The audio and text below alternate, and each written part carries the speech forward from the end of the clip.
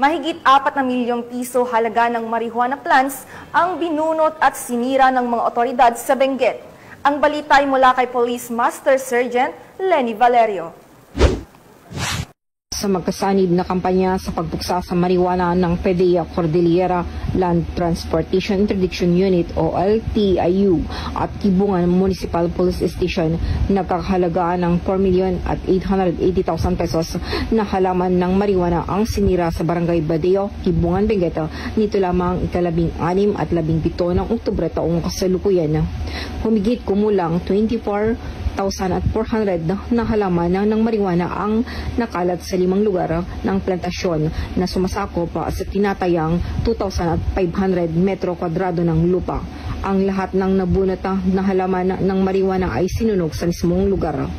Habang walang narestong magsasaka sa operasyon, naglunsada ang mga otoridad ng investigasyon para matukoy ang may-ari ng lupa. Mula dito sa Riyon ng Cordillera, ako ang inyong PNN correspondent, Police Master Sergeant Lenny Valerio, alagad ng batas, tagataguyod ng Balitang Pulis.